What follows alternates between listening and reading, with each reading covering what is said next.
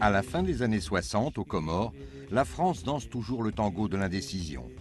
Piètre colonisatrice depuis plus d'un siècle, elle se garde bien d'engager le développement économique de l'archipel et politiquement, ses beaux principes républicains s'engluent dans les basses manœuvres des réseaux de la France-Afrique. Pendant ce temps, les relations entre Mayotte et les autres îles Comores se dégradent à grande vitesse. Les vieilles rancœurs ressurgissent comme au temps des sultans batailleurs. Après une deuxième loi d'autonomie interne en janvier 68 qui transfère la plupart des compétences de l'État au territoire, le gouvernement de Moroni bloque tous les investissements demandés par les Mahorais. Sur l'île Hippocampe, la tension monte entre partisans d'une Mayotte française, le MPM et ses Soroda qui dominent très largement dans l'opinion, et les Serré-la-Main qui rêvent d'un archipel des Comores indépendant et enfin unifié.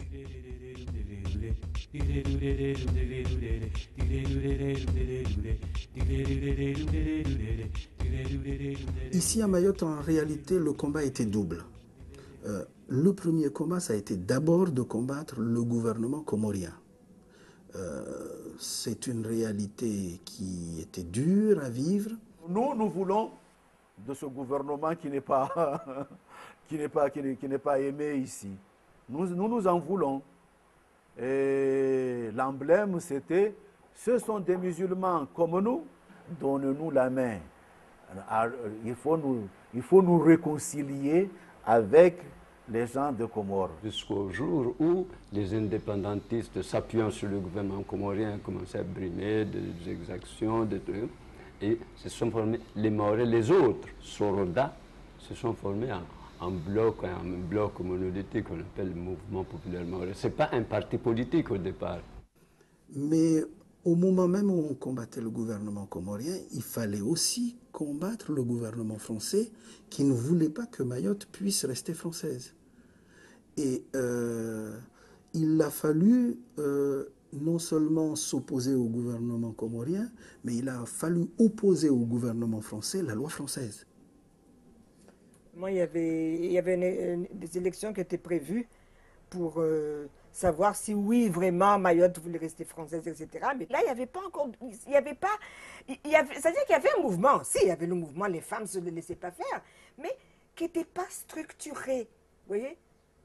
On veut quelqu'un à notre tête, quelqu'un d'instruit, qui connaisse la loi. Marcel Henry, Tamzenyizi, sénateur Comore. Sénateur Comore. Zehena Denza Haizi. Ambanei, Zehetimi la Hulbe, Zehetin Zoro. Zemi la Hula tonne député. Voilà, nous, on n'a pas été à l'école. Nous, on veut quelqu'un qui puisse plaider pour nous. Marcel Henry a d'abord refusé. Je ne peux pas pardonner, je ne peux pas diriger ce mouvement-là. Non, je ne veux pas, parce qu'il y a trop de la pagaille. Moi, je faisais partie des gens qui ont modifié donc le statut. Et nous avons rédigé donc un statut que nous avons appelé donc Mouvement populaire mahorais, parce qu'effectivement, le combat de Mayotte, ce n'est pas le combat d'une personne, ce n'est pas le combat d'un seul parti, c'est le combat de tous les Mahorais. Le MPM, donc, c'est, disons, la convergence, est née donc, de la convergence donc, de ce mouvement séparatiste donc, de notables et donc du mécontentement populaire.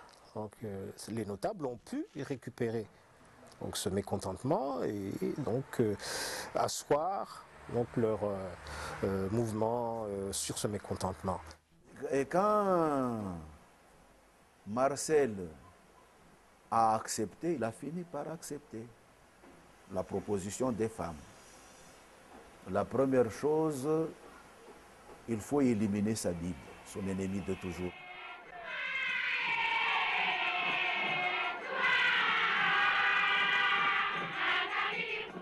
« 1966, naissance du mouvement populaire mahorais. Aux côtés de Marcel Henry et Younoussa Bamana, Zenam Déré affiche clairement son refus de l'indépendance.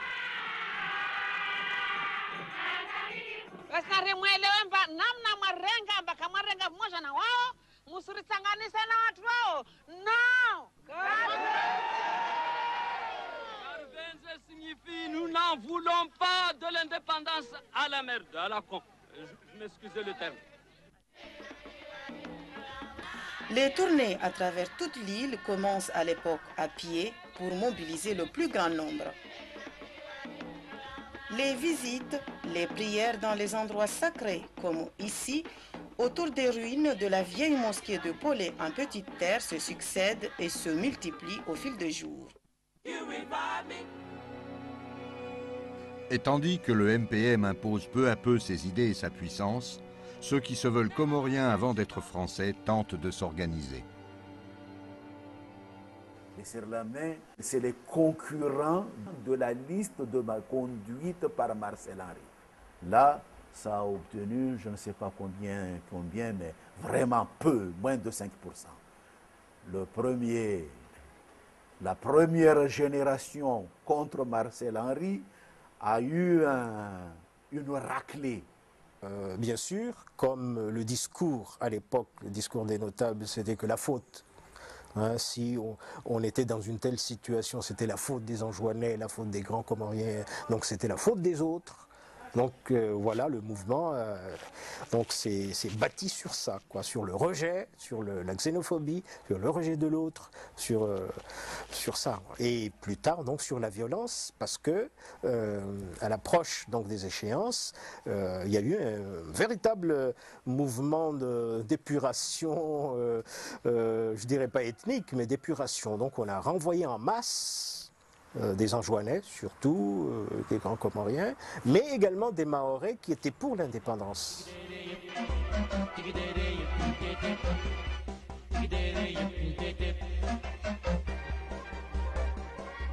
Il y avait ce qu'on appelle les Fadampangu. C'était une milice qui était équipée en tenue par la Légion, en tenue et en matraque par la Légion, et qui tabassait les gens. À un moment, je me rappelle, moi j'étais presque le chef. On ramassait, j'avais une équipe de jeunes Mahorais, on ramassait toutes les Anjouanais, ceux qui ne voulaient pas suivre, allez, on les tabassait, soit on les accordait, on les enchaînait, on les attachait, puis on les expédiait sur Mamoudzou. Il y en a, ils se sauvaient dans la forêt, ils allaient coucher dans la forêt.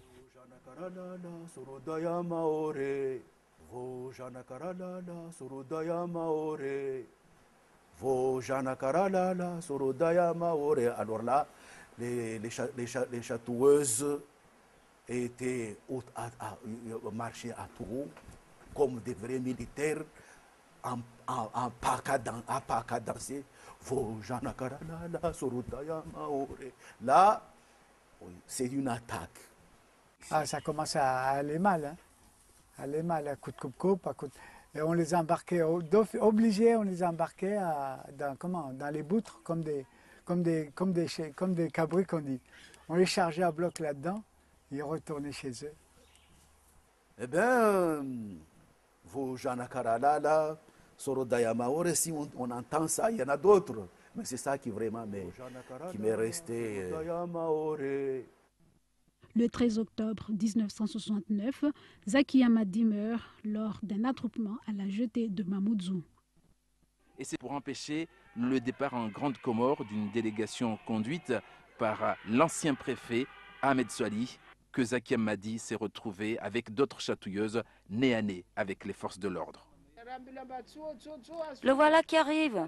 On voulait l'empêcher de partir. On a crié.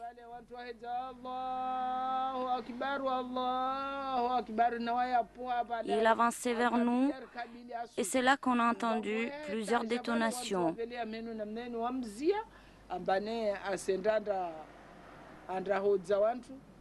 20 personnes sont grièvement blessées.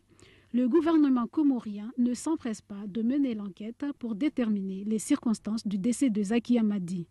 L'exhumation du corps de la victime aux fins d'autopsie intervient 1 an après les faits. J'étais chirurgien en juin et il n'y avait pas de chirurgien à Mayotte. Il y en avait à la Grande Comore, mais il n'y en avait pas à Mayotte et j'étais le seul chirurgien en juin.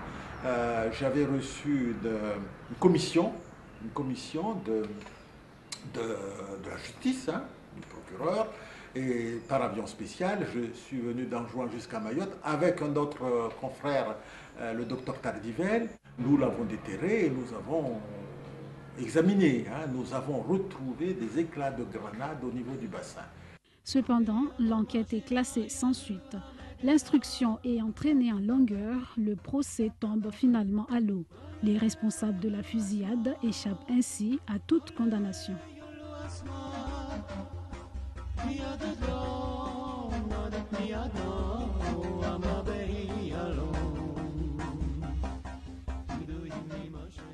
À Bouéni, donc dans mon village, il y avait 2 radios, côte à côte, c'est-à-dire 2 voisins qui avaient donc chacun une radio.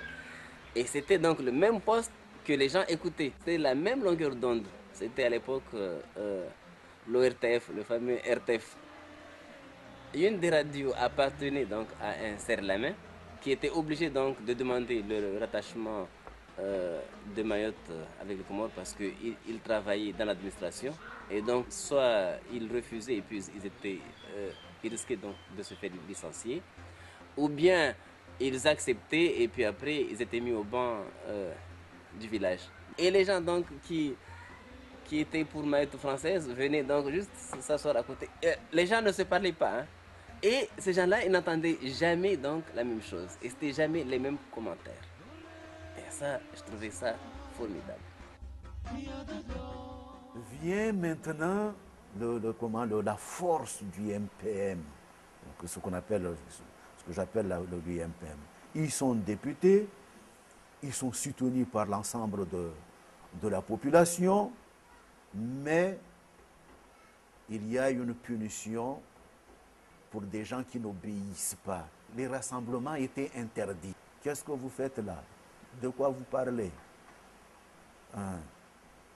Alors là, il faut s'expliquer. Si quelqu'un a entendu que vous parliez du mal de Marcel Henry, vous êtes banni. Alors, cette mise au banc, ça veut dire quoi? Ça veut dire qu'il y a des gens qui étaient postés donc nuit et jour devant ta maison et qu'ils surveillaient donc les gens qui passaient là et qui n'avaient pas donc le droit de vous parler. Malheureusement, mon tour va venir. Mon tour va venir. Un jour, je suis à Chirongi, hein, au coucher du soleil. Je prie, je fais ma prière du coucher du soleil. J'ai entendu un tambour. Et dès qu'ils adressaient ne serait-ce un regard, c'était tout de suite donc le tam-tam qui résonnait. Là, il faut y aller. Hein. Alors, quelqu'un est venu voir ma femme et j'entends pendant la prière, pendant ma prière, ça c'est pour ton mari. Il a fait une faute. C'était le tribunal populaire immédiat et tu t'étais mis également donc au banc parce que tu as parlé à ces gens-là. J'ai laissé tomber la prière et j'ai couru. Effectivement, tout le monde m'attendait.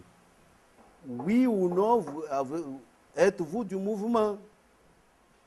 Ah, messieurs, dames, j'appartiens au mouvement.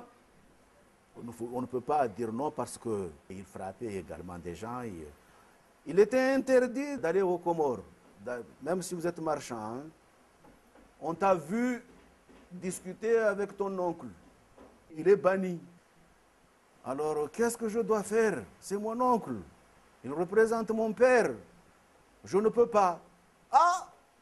Vous avez dit vous ne pouvez pas? On m'arrête. Tu viens de dire que tu es du mouvement. Si tu es vraiment du mouvement, si ton père te rend visite, renvoie-le de chez toi. Le jugement, c'était en place publique. Et cet oncle-là, il dormait à côté, il entendait. Je ne pouvais pas tricher. Bon, alors, vous avez entendu, Youssouf Saïd a dit qu'il ne peut pas. Il est banni. Oh là là, c'est la punition que je craignais là. La plus, ça m'est arrivé. Et vous avez compris ce que cela veut dire. Ils ne peuvent pas prendre de l'eau dans le puits public. Ils ne peuvent... Moi, ma femme et mes enfants.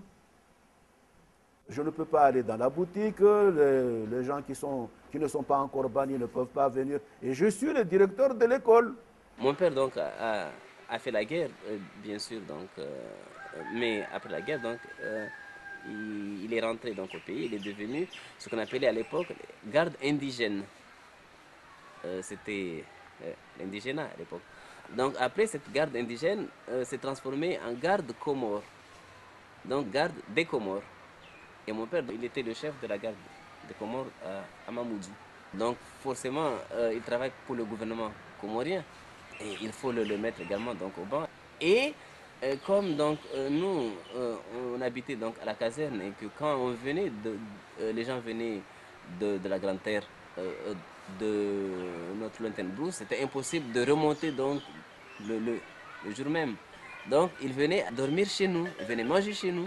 Les gens qui venaient de Bouéni, de Akoua, parce qu'ils connaissaient mon père. Et quand ils rentraient dans leur village, on était leur ennemi numéro 1.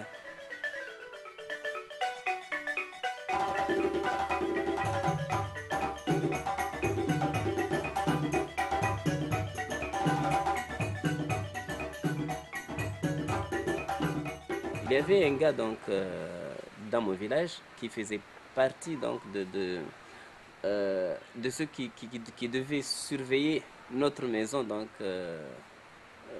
toute la journée. Et une fois, j'étais sur la varande de ma mère, comme il n'y avait personne, il n'y avait que lui en face et puis moi, il me demande, alors qu'il n'avait pas le droit de me parler, il me demande, est-ce que ton père est là? Je dis non, mon père est là. Qui est là? Je dis, c'est ma mère, qu'est-ce qu'elle fait? Elle prépare le padabata. Elle est toute seule? Je dis oui, elle est toute seule. Elle dit, viens prendre ça. Elle me donne une lettre. Et j'amène la lettre à ma mère. Ma mère lit la lettre. Elle rigole. Elle me dit, va prendre mon sac. Je dis, pourquoi? Et je savais que quand on allait prendre son sac, c'était pour prendre de l'argent. Et ma mère, donc, il prend un billet de 5000 francs à l'époque. Donc, c'était beaucoup d'argent. Et il dit, on va donner. Mais je dis, mais tu vas donner à cet homme pourquoi? Il dit, parce que il me demande de l'argent. Et s'il s'abaisse, donc il se rabaisse jusqu'à me demander de l'argent, c'est qu'il a des gros problèmes, il ne peut pas s'occuper de sa famille. Mais je dis, mais tu ne peux pas lui donner de l'argent. Parce que c'est cet homme-là qui nous surveille pour ne pas donc qu'on nous parle. Il dit, mais tout ça, ça finira un jour. J'en parle parce que ça fait partie donc de mon vécu, mais une amertume, non. Mon père un jour a fait un naufrage parce que c'était à l'époque donc il fallait cultiver son champ, comme dirait Voltaire. Et qu'il fallait, comme on cultivait donc du côté de Timkoura, et qu'on habitait donc à Bouéni, il fallait prendre une pirogue, donc faire toute la longueur de la baie de Bouéni, donc jusqu'à Timkoura, prendre les corbeilles de paddy, c'est-à-dire le riz non décortiqué, et puis ramer jusqu'à Bouéni. Et quand ils ont voulu donc contourner le raci de Choloni, donc tout à fait donc en bout, où il y a des grosses vagues, ils ont fait naufrage là. Des gens qui sont venus donc derrière, ils n'ont pas osé s'arrêter pour le secourir. Et au moment donc où ils rentraient chez eux, ils sont passés devant chez nous. Ils ont jeté juste un coup d'œil, dépêchez-vous d'aller secourir votre père parce que il a fait naufrage derrière là-bas. Ils n'ont pas osé s'arrêter, mais ils sont passés juste comme ça et on a couru. Et quand on est arrivé donc là-bas, la moitié de la cargaison donc était perdue, mais mon père donc et mon frère ont réussi donc à mettre la pirogue à quai et n'ont pas osé donc s'arrêter. Et le monsieur donc est là qui demande de l'argent donc à ma mère. Et ma mère donc a accepté de l'en donner et puis ne devait surtout pas donc parler à mon père.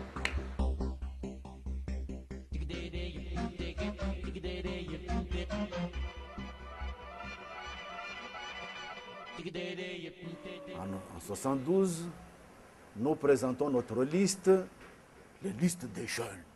Pas question d'indépendance ou tout ça, mais ça, c'est l'unité. On veut l'unité des Comores. C'est une île comorienne, nous avons la même population, la même religion, la même culture. nous sommes métissés entre nous. Il faut voir que le processus qui a mené donc à l'indépendance, c'est à la fois un processus interne et aussi externe. Bon, au départ, je crois que c'était surtout à l'extérieur, les indépendantistes s'exprimaient surtout à l'extérieur, notamment en Afrique de l'Est, avec le Molinako, Mouvement pour la libération des Comores, qui s'était établi donc à Dar es Salaam, qui a eu donc l'appui aussi bien de la Tanzanie que d'autres pays, mais également de l'OUA. Pendant que les leaders politiques comoriens faisaient du lobbying à l'OUA et à l'ONU, nous on faisait le lobbying au niveau de Paris. Oui. Voilà, pour contrecarrer, parce que nous étions, à tort ou à raison, nous nous sommes dit quand même la constitution de la France, les lois fondamentales de la France ne doivent pas être moins déterminantes que des traités au niveau de l'ONU. L'Afrique venait donc de se libérer, en tout cas en grande partie, et donc on surfait sur cette vague à l'époque. Donc on avait donc le soutien de ce qu'on appelait à l'époque le tiers-monde. Nous avons considéré que la Constitution qui prévoit que nulle cession, nulle adjonction de territoire ne doit se faire sans le consentement de sa population devait être prépondérant par rapport à l'intangibilité des frontières héritées de la colonisation. C'est là que Mesmer est venu voilà, affirmer ça en 1972. Enfin, de toute façon, si vous ne voulez pas de l'indépendance, ne vous en faites pas, vous resterez français. On ne va pas faire un référendum global, on va faire île par île, et les îles, si jamais il y a un référendum pour l'indépendance, on prendra le vœu de chaque île. Mesmer est venu l'affirmer, ça. Pierre Mesmer est venu. Il a été très mal reçu aux Comores. Mais Abdallah l'avait boudé. Donc il a continué, il est arrivé ici. Quand j'ai su qu'il allait venir à Mayotte, avec Zenamderi, on a fait descendre toutes les femmes. À Mayotte, nous l'avons reçu comme un ministre d'État. Il faisait un soleil comme rangée de femmes en bleu, blanc, rouge, ou rangée de femmes en vert, bonbon. Et nous lui avons dit sur la place de France ce que nous souhaitions. Et nous souhaitons le statut de département. Et c'est Bamana, l'ancien président du Conseil général, qui a fait le discours. Alors il regarde ça, il est complètement pris. Vous voulez rester français, vous le resterez. Vous êtes français depuis 130 ans, vous le resterez tant que vous le voudrez, tant que vous... Ben, c'est ça. Quand le ministre Pierre Mesmer est rentré à Métropole, Pierre Mesmer a été nommé Premier ministre. Donc nous, les Mahorais, on était en joie. On a dit notre souhait est en bonne voie. Mais attends, c'est pas fini. À ce moment-là, Adrien Giraud, qui avait un petit machin, avait pris sa voix. La petite cassette enregistrée à l'insu de Pierre Mesmer ne tardera pas à lui rappeler que toute parole ne s'envole pas.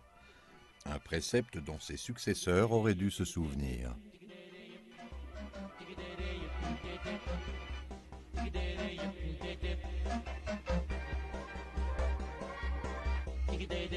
Dans une atmosphère de crainte mêlée d'exaspération, chacune des deux parties joue ses ultimes cartouches. En 1973, Ahmed Abdallah arrive au pouvoir. Il se présente, il est élu président du conseil du gouvernement en 1973 et il m'appelle au gouvernement. J'y étais, ce n'était pas parce que j'étais le plus compétent, ce n'était pas parce que mais j'étais le plus entreprenant, j'étais le plus décidé, j'étais le plus sûr. Voilà comment je suis arrivé ministre de l'économie et du commerce. Je suis un instituteur, je n'ai jamais fait de l'administration, les critiques pleuvent de partout. C'est un ignorant. Il n'a pas fait l'école, C'est un primaire. Je remplace Martial Henry. Ce n'est pas son ministère, mais en tant que membre du gouvernement originaire de Mayotte. Quand les gens sont allés négocier en 1973 l'indépendance à Paris, les Mahorais sont allés faire comprendre que non, nous, on n'est pas dans cette logique-là. En fait, nous aussi, nous avions peur que la France nous quitte. Nous voulions cette indépendance-là, telle que je l'ai comprise, c'est une indépendance où notre argent serait garanti, où notre unité serait garantie, où également, c'est vous qui nous protégez et c'est nous qui commandons. J'ai participé à la négociation de l'indépendance. Vous savez qu'on a signé ce qu'on appelle l'accord de juin 1973. Un morceau de papier toilette, parce que ça n'est pas passé à l'Assemblée nationale. Nous, on combattait ces accords-là, mis à part le fait que la France nous reconnaît le droit d'accéder à l'indépendance. Ces accords, en fait, n'engageaient que le gouvernement qui les a signés. Jusqu'à l'époque, déjà, on savait qu'au niveau du Parlement, la situation était différente. Quand Ahmed Abdallah allait être voté président du conseil de gouvernement, on lui a donné une condition.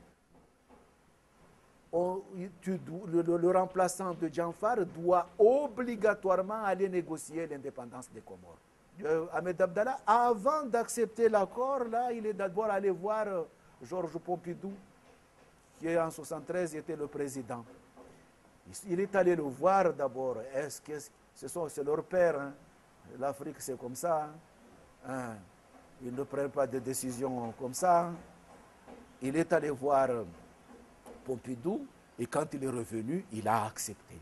Oui, j'accepte de remplacer Djanfar et je vais négocier l'indépendance. En fait, au niveau du gouvernement de la France à l'époque, la position officielle, notamment celle du président, c'était effectivement l'accession des Comores à l'indépendance dans le cadre donc des frontières héritées de la colonisation. Mais au niveau du Parlement, ce n'était pas du tout la même musique.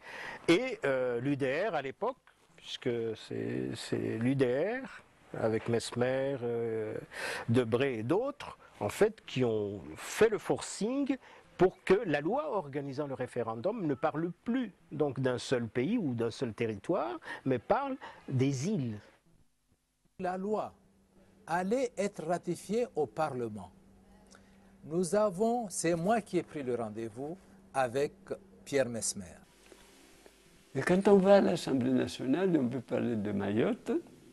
Et notre colonel, qui n'était plus Premier ministre, ne veut rien dire. Dans ma petite mallette que j'amenais, j'avais pris la cassette du discours de Pierre Mesmer à la place de France. Moi, je passais à côté de lui, je dis, écoutez, aidez-nous un peu. Marcel Henry a expliqué à Pierre Mesmer notre souhait, il puisse intervenir à la tribune de l'Assemblée nationale pour défendre la cause mahoraise. Alors, il se grattait. J'ai les photos là, il se grattait le crâne. Pierre Mesmer nous a répondu de la façon suivante. Les enfants, les carottes sont cuites. Vous venez d'entendre hier la déclaration du président de la République, c'était en ce moment-là Giscard d'Estaing, qui avait fait une conférence de presse où il y avait 300 journalistes.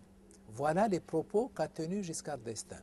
Écoutez, je ne peux pas balkaniser les Comores. Les Comores, ce sont les mêmes personnes, ils ont la même religion et ils ont des liens très forts entre les îles. Pierre Mesmer nous a dit les carottes sont cuites, les enfants, vous avez entendu.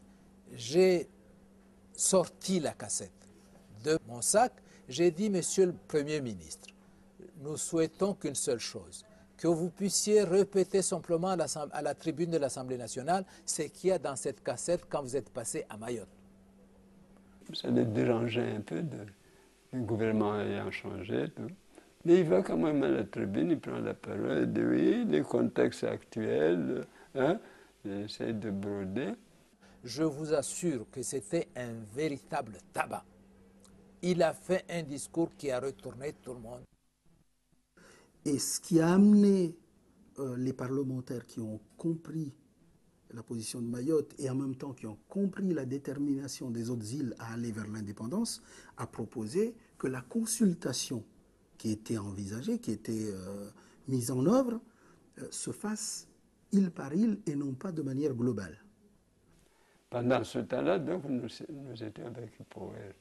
Nous avons eu le soutien que aujourd'hui j'honore, c'est le soutien du président Poher. Alain Poher nous avait, à la présidence, nous avait mis un bureau à notre disposition et son directeur adjoint, M. René Pérou. M. Pérou, moi j'appelais le Bottier, un peu, il était dans la marine, je crois, qui arrive. Je vous confie nos amis maorais. Alors on nous donne le bureau et tout. Nous avons vu tous les parlementaires de la République, qu'ils soient de gauche, de droite, c'est moi qui prenais les rendez-vous et on voyait 5 ou 6 parlementaires par jour. Mais tout cela n'a été écrit nulle part. Cela ressortait des sentiments des uns et des autres au contact de la réalité à Mayotte et aux Comores.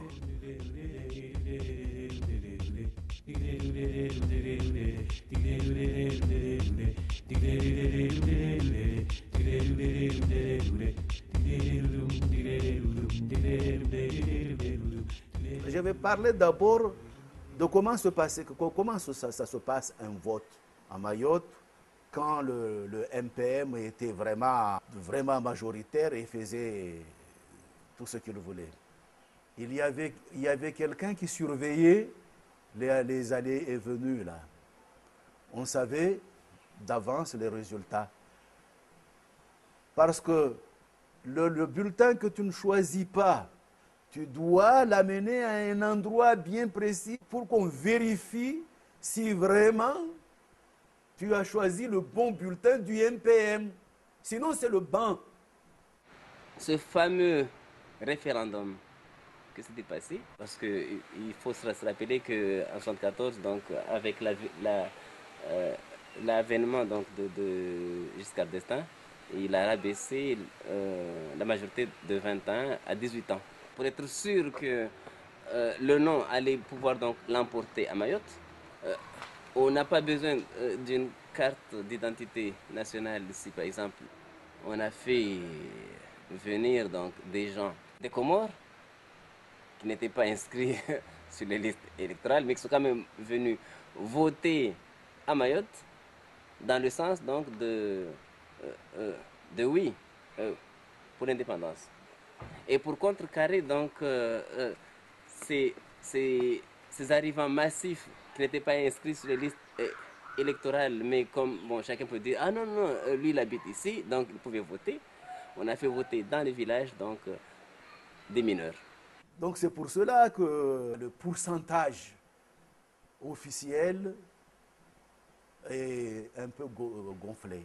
Le nombre de votants donc est monté à 63% des Maorais donc, qui voulaient donc rester français, et ça, le gouvernement comorien ne l'avait pas prévu. Le chemin est tellement balisé, la France se gardant à toutes les étapes la possibilité donc de contrôler et de diriger les choses, qu'on s'est dit c'est peut-être pas ça encore l'indépendance.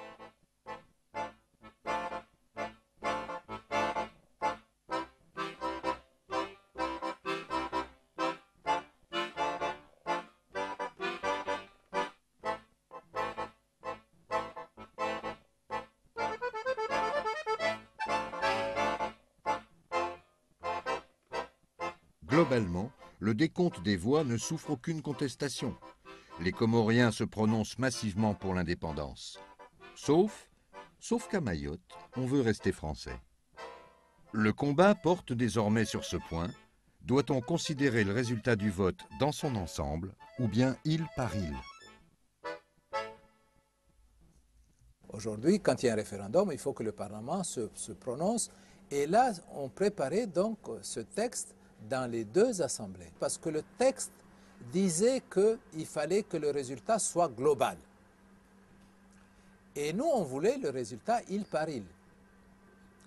Donc, nous avons trouvé un très fin administrateur du Sénat, qui est mort malheureusement, qui s'appelait M. Lassaigne, et nous avons lu le texte mot à mot et jusqu'à ce que nous puissions trouver.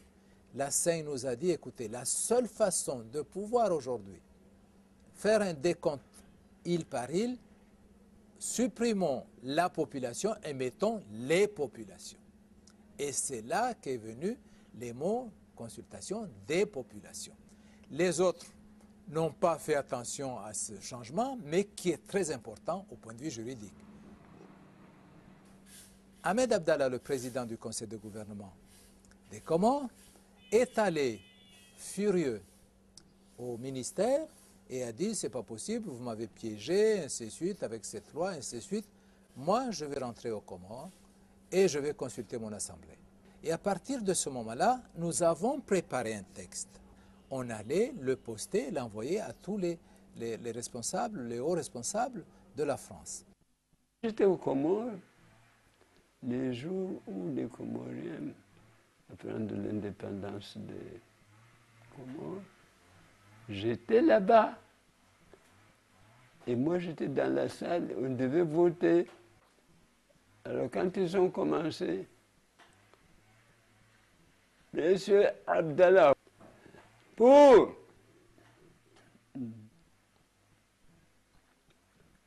Monsieur Bamana, être, comme si j'avais oublié. Les gens me regardaient, on commençait à me chahuter parce que le bâtiment était entouré de grands Comoriens pour nous influencer. Oui, je précise bien que les Maoris n'étaient que 5 députés et les Enrôlés et les autres 26. Je reviens à la phrase philosophique de Bamana qui a dit nous ne voulons pas cette indépendance à la con. À la con, puis-je dire excusez de tout. Bamana n'a jamais dit qu'il ne voulait pas de l'indépendance. Il ne voulait pas une indépendance à la con. Il y a une différence. Donc, c'est Bamana qui a raison. C'était un dimanche et moi, le matin, j'écoutais toujours Radio France Internationale, RFI, et j'entends donc la déclaration unilatérale d'indépendance. J'étais couché parce que j'avais de la fièvre. Je peux vous assurer qu'en ce moment-là, ma fièvre est partie quand j'ai entendu ça. Et je téléphone donc à Marcel Henry. Marcel Henry était en ce moment-là à La Rochelle à un mariage de sa nièce, parce que c'est lui qui avait le papier.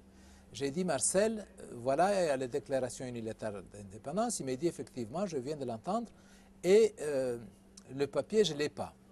Est-ce que tu l'as laissé à la maison, chez toi? Il dit, je l'ai dans ma mallette ici.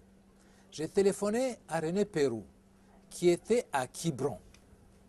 Et j'ai dit à René Peroux, j'ai dit, écoutez, la déclaration unilatérale d'indépendance vient d'être déclarée aux Comores, et je n'ai pas le papier, qu'est-ce que je peux faire? Est-ce que je peux avoir une copie? René Peroux téléphone à la présidence du Sénat. Il me dit, je téléphone là-bas et puis je te rappelle. Il me rappelle un quart d'heure après. Et il me dit, tu iras à la présidence, tu regarderas dans mon armoire, tu compteras les classeurs. Le 7e classeur, tu verras là-dedans, il y a tout le dossier de Mayotte. Ça se passe 4 heures de l'après-midi le dimanche. Et j'y vais, on m'ouvre au Sénat, on m'amène dans son bureau, on ouvre l'armoire, je cherche et je trouve donc le télégramme. Je prends le télégramme avec des photocopies. Le télégramme s'adressait donc au président de la République, s'adressait au Premier ministre, s'adressait aux 2 présidents de l'Assemblée, s'adressait au président du Conseil constitutionnel, s'adressait au président du Conseil d'État, et je vais à la poste. La seule poste ouverte le dimanche, c'est la poste du Louvre. J'arrive donc avec mes exemplaires de photocopie pour poster le télégramme. Et là, on me dit, non, monsieur, on ne peut pas prendre un télégramme, taper à la machine. Il faut retranscrire le télégramme sur des imprimés que je vous donne. Je reste là à recopier les télégrammes qui faisaient à peu près une demi-page jusqu'à 10 h du soir. À 10 h du soir, je donne le télégramme, je dis, est-ce que vous pouvez me les faire partir au fur et à mesure que je vous les donne? Il me dit non, parce qu'il faut payer. Je mets les mains dans les poches. J'avais 800 francs dans la poche. Je les donne, mais il dit non, ça ne suffit pas. J'ai dit, madame, écoutez, voilà ma bague, voilà ma montre, voilà ma carte d'identité. Vous envoyez, moi je vais chez moi chercher l'argent, mais je vous en prie, envoyez les télégrammes, il faut qu'ils passent avant minuit. Et je cours, je prends ma voiture, je vais chez moi, je vais chercher l'argent et je reviens, je paye. Et là, les télégrammes, effectivement, il m'avait fait un passe-droit, elle a envoyé les télégrammes et puis elle me donne les reçus une fois que j'ai payé. Et à minuit pile, il y a à la radio, donc à France Inter, donc on entend la sonnerie de France Inter, un communiqué des députés de Mayotte, et qui réclament la protection de la France et qui refusent aujourd'hui l'indépendance des Comores. Et là, je dis ouf. Et c'est comme ça qu'une fois que le résultat était connu et que le Parlement a décidé de prendre en considération les résultats île par île, que les Comoriens ont été amenés à proclamer de manière unilatérale leur indépendance, alors que Mayotte, parallèlement, tenait compte de cette indépendance unilatérale pour déclarer de manière unilatérale son maintien dans la République. Moi, je suis plutôt fataliste, je crois. Même si le mot est un peu difficile à accepter, mais c'est ça. Nous avons combattu, nous avons été vaincus. Maintenant, nous voulons panser nos plaies.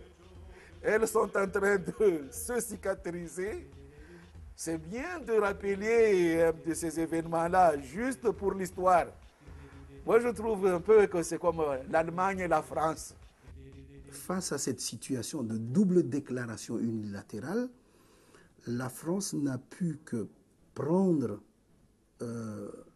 en compte la situation de fait dans laquelle on l'a mise, pour dire d'un côté j'accepte l'indépendance et de l'autre devant le fait accompli, je prends en compte la situation de Mayotte. Ici, la proclamation d'indépendance, ça a été accueilli comme peut-être une opportunité pour se séparer des autres îles. Ça a été considéré par les gens de Marcel Henry comme une maladresse du gouvernement d'Ahmed Abdallah qui pourrait donc permettre à Mayotte de dire voilà, vous voyez ces gens-là, ils ne respectent rien, ils ne respectent pas la loi, tout ça. Donc il y a eu une période de flou, ce qu'on appelait l'administration provisoire, où le gouvernement français ne savait pas trop quel sort réserver à Mayotte.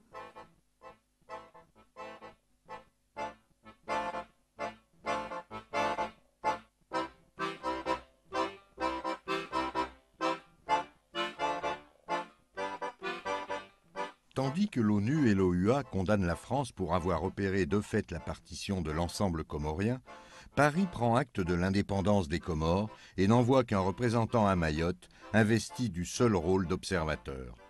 L'Hippocampe, privé des institutions de la République, réunit le conseil de circonscription le 20 juillet pour élire Younoussa Bamana, préfet de Mayotte, une première dans l'histoire de la République.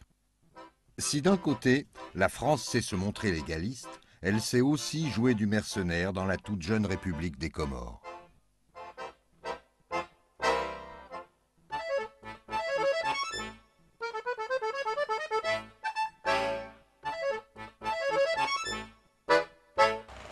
À la proclamation de l'indépendance, ce que peut-être on n'a pas constaté à l'époque ou qu'on n'a pas suffisamment mis en évidence, c'est qu'il y avait des rivalités. Ahmed Abdallah était au pouvoir, mais il y avait l'opposition, et l'opposition voulait arriver au pouvoir. Moins d'un mois après la déclaration d'indépendance, le 3 août 1975, le mercenaire Bob Denard et ses hommes renversent Ahmed Abdallah pour installer Ali Swahili à la tête de l'État comorien. Le coup d'État du 3 août 1975, il y a eu des gendarmes français venant de Mayotte qui ont participé au coup d'État. La France a su tirer parti de ces rivalités-là. Comment se fait-il que, par exemple, toutes les décisions concernant l'Afrique noire étaient prises non pas par quand même le chef de l'État qui a quand même, de par la Constitution, des prérogatives en cette matière, mais c'était par un réseau FOCA qui décidait, qui avait ses alliances avec certains chefs d'État. Il y a quand même tout un système autour de l'Afrique noire et la France et qui n'est pas très honorable. En octobre 1975, le gouvernement français prévoit 2 référendums à Mayotte. Le premier pour voir si oui ou non les Mahorais n'avaient pas commis d'erreur en votant en décembre 1974 pour rester dans la République française, et le second pour choisir entre la formule collectivité territoriale ou celle de département d'outre-mer. Le 12 novembre suivant, l'ONU vote à l'unanimité l'admission de l'État comorien. Guy Ringaud, le représentant français, et derrière lui tout le Quai d'Orsay, qui considère la position de Mayotte comme dérisoire, approuve des 2 mains.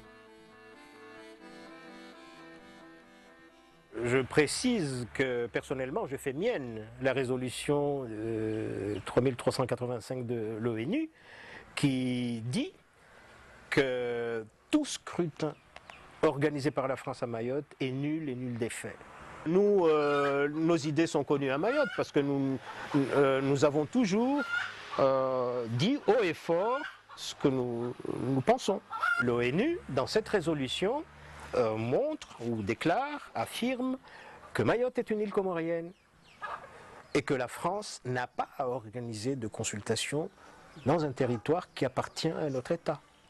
Le gouvernement a par la suite organisé les 2 consultations populaires de 1976 qui ont permis aux Mahorais de se prononcer en faveur du maintien dans la République et pour l'accession au statut de département. Il n'empêche, Moroni rompt avec Paris et organise le blocus de Mayotte, ce qui n'apparaît pas comme le meilleur argument pour convaincre les Mahorais du bien fondé de l'Union comorienne. Après révision des listes électorales et le renvoi de quelques 4000 serrés la main, ou supposait-elle, vers la Grande Comore, Paris organise le vote le 8 février 1976. 99% des Mahorais votent pour rester français. Nous avons choisi le statut de département et de rester français. Eux, ils ont choisi d'être indépendants et je respecte leur volonté. Pourquoi aujourd'hui les Comoriens s'acharnent à ce que les Mahorais aillent retrouver la misère chez eux? Parce qu'on est français. Vous croyez qu'on accepterait être anglais ou bien malgache ou bien comorien? Ça sera difficile puisque ça ne s'attend pas depuis le début de Mayotte. Les Comoriens, les Anjonnais, ça ne s'attendent pas et les Maoris.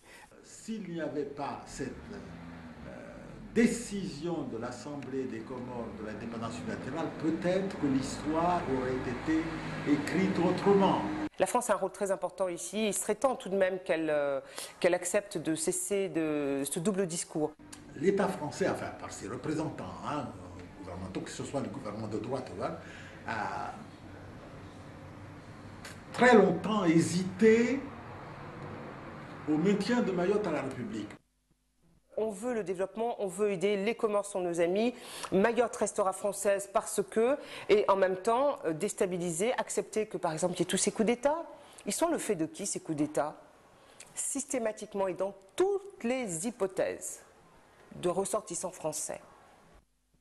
Certains hommes politiques, décideurs politiques s'imaginaient qu'en 10 ans, 15 ans, les Mahorais seront lassés, se lasseraient de rester dans la République, ils trouveront une raison pour... donc, ça sera une occasion à ce moment-là, parce que Mayotte est une épine dans les chaussures de la diplomatie française. La France aussi a une épine dans les pattes à cause de l'ONU et toute la compagnie qui sont jalouses. Hein? La France a posé des conditions, a organisé des consultations à chaque occasion pour donner des gages de bonne volonté à l'ordre international, si je puis dire. J'avais un moment donné, espéré au moins qu'on soit comme l'île Maurice, comme Seychelles, comme Madagascar, au moins comme, disons, Togo, comme Tunisie, comme... J'avais vu ça comme ça. Mais maintenant, peut-être que nous sommes vraiment nous les Comoriens, nous sommes vraiment les gens les plus idiots de la terre. Comment il s'appelle ce Bob Denard? Il vient te dire, tiens Bernard, va tuer Youssouf parce que je te placerai sur son fauteuil là-bas. Et Bernard va tuer Youssouf. C'est pas idiot ça?